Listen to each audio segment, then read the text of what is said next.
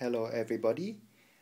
This here is a video to show what I have done with my Toshiba Portégé R835 regarding OSX installation. Now here I have the actual Toshiba laptop itself, and on top here I have a Dell monitor. It's a 2007 WFP. It's currently on, and it has it's saying that there's no DVI cable, and what it is basically the HDMI cable here that I have, which I will later demonstrate. There we go. That's the HDMI cable that I will plug into the Portégé laptop. Also, what I have is right beside here another machine. It's actually a Dell Vostro. There we go. It's a Dell Vostro 1510, and it's got all the computers and other things on the network, but as you can see, the Toshiba Portégé is not in one of the shared lists. You can only see 1, 2, 3, 4, 5 other machines on the network, including the iPhones. So what I'm going to do now is turn the Toshiba on, and I'll show you what happens. So, okay.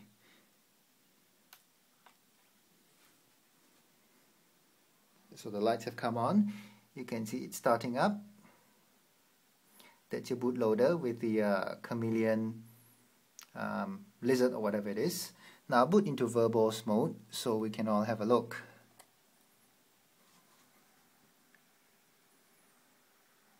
So what actually happens here is this is the boot messages, and we'll give it a little while to scroll. It's not a particularly fast hard drive. I also am not very sure whether the iPhone here will actually show what's happening, or whether you can even read the text. So it's halfway through the boot process now. There we go. It's coming up soon. I'll stand further back. There, the screen has just gone dark. The computer hasn't crashed because if you look at it, the hard drive light, which is this one here, it's still going. And probably from over here on the Dell, there you can see the machine has actually come online. It's the last one down there called the Portégé R835. Where's my mouse? This one here. There we go. So what I'll do is I'll click onto that, and it allows you to share the screen. So you can connect to it remotely. That's actually the hard drive, but I'll share the screen anyway. Let's have a look. There, okay, that's it. There, it's come up now.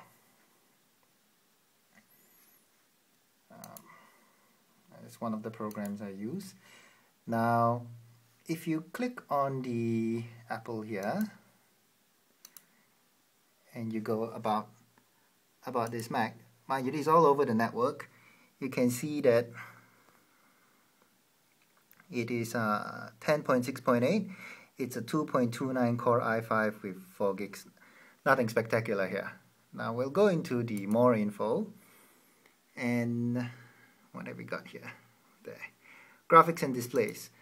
Standard problem with this machine is, you can see that it's an Intel HD Graphics 3000. There are 2 display connectors, but nothing is showing. And if you go back to that machine here, you can see the screen had text when it was booting, but now it is totally dark. The backlight is still on. If you look carefully, you can see there's a bit of light, and the Toshiba logo is still down there, but nothing's happened. What I'm going to do now, I discovered this tonight, that if you plug the HDMI cable in, it'll wake up. So I'll show you. It's very hard to plug it in while holding the phone anyhow. Here we go. There we go. Now you can see the screen has come up on the Dell monitor. There, that's the screen on the Dell monitor. The 2 windows which we had earlier on is over there, and you can see it's actually mirrored on the laptop which we connected through the network via the VNC from the Dell. So you can see it's actually the same screen on the big one and on the small one. And it's still the same thing on the display here. that hasn't changed. We'll need to refresh that, but you can see it on this screen here, and also on the actual big external monitor here. It's exactly the same thing. So what I'm going to do now is I'm going to refresh this window. So where's my mouse? There we go. We close that, and then you go New, and Graphics and Displays. What you see now is the Dell has connected. You can see the Dell 2007 WFP 1680 by 1050. It's actually online now, but the display is still dark. So what I'll do now is I'll have to sit down and do a bit of typing. Probably I'll put the phone down while I do a bit of typing.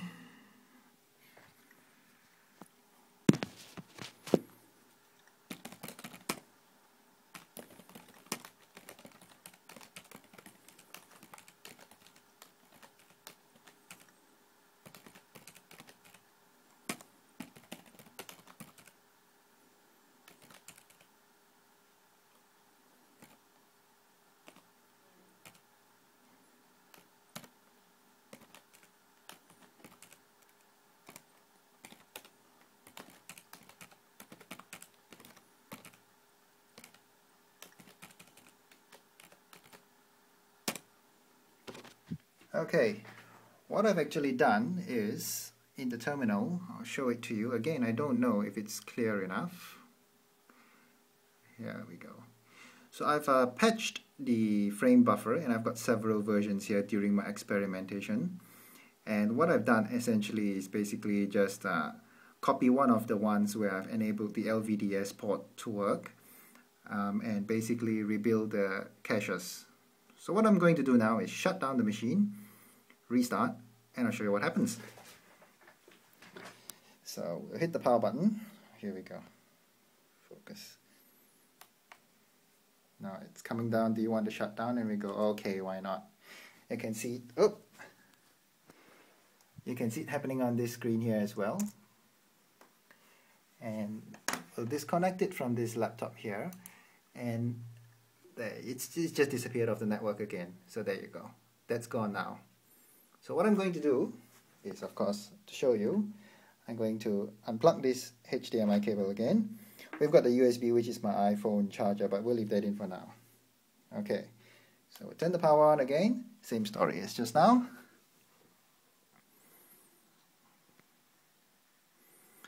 Same old lizard, and then we'll boot into verbose mode again. Yeah, we'll go closer this time.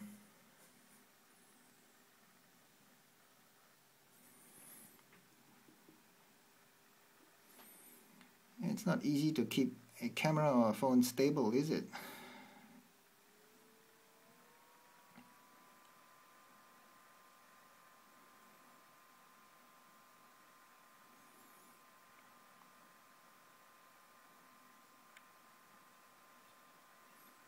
So when we get to this part, instead of the screen going black, if I copied the correct file across, it should bring up the LVDS display properly. There we go.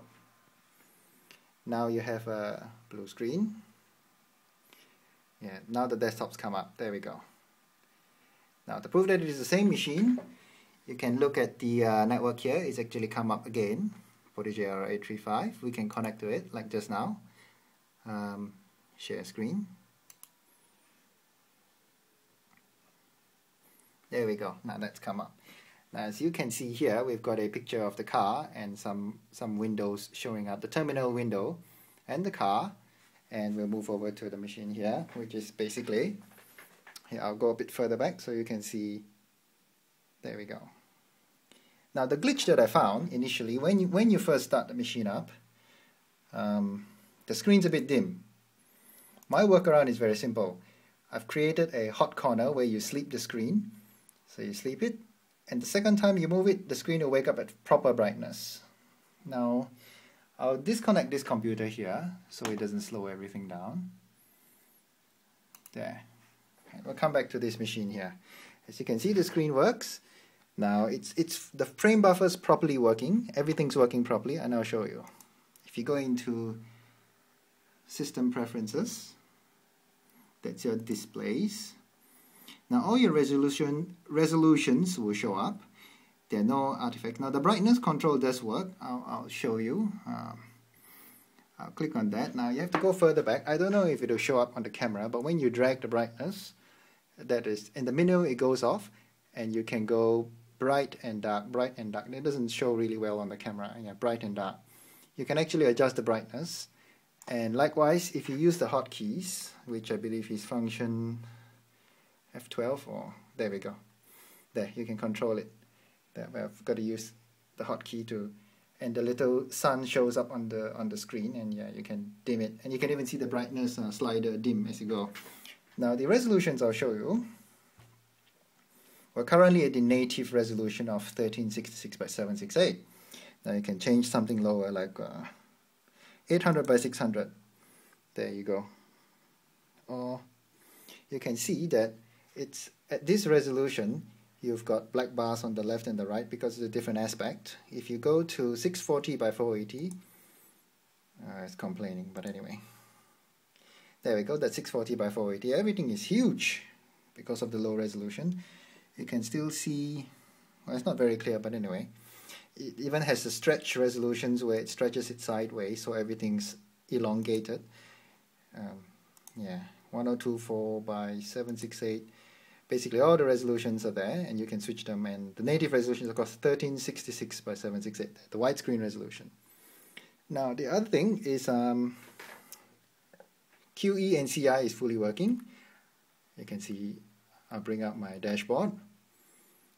Then give it a bit of time to, there we go. My internet must not be working, it can't load the weather. So anyhow, if I add widgets like this, you should be able to see the ripple effect. Let's add one. There we go. Let's try another one. There we go. You can see the ripple effect. So it's all fully working on the internal LVDS display. I've shown you that the brightness controls do work. Now, if you plug in the HDMI monitor, where's that cable again? There. Here we go again. Same cable, same monitor. You plug that in. There, it'll span. Although my hand's not long enough to reach both screens, I'll try it anyway. Let's see if you can see it. I've got to keep that straight so you can see it. Now I set the windows up such that if you drag down this corner here, it'll appear on the other monitor. So, oh, you can't see that. I've got to go further back. There, that's one window there and one window. Aha, that's an idea. Use a bigger window. There we go. That's a big window. So if you drag that halfway here, you can see it appearing there already. So that's actually spanning the two screens. So you can get the internal LCD here and there. How do we go further back? There, you can see it going from one screen to the other. Now, there's not much left to demo, but if you go into, it's the same computer again, as you can see. It's the Core i5, and if you look at the info, we have graphics and displays. There we go, both of them. Intel HD Graphics 3000, internal LCD, 1366/78, and of course the Dell monitor, which is the HDMI cable. So there you go, that's your proof that I have actually got this working. This is the R835. Let's see if I can show you the model number. We'll unplug some cables here, that one, this one, and that one. Is there a model? Is it down here? There we go. R835P56X. So there you have it. It's even got my serial number. Yeah, that's smart. So there you have it. Thank you.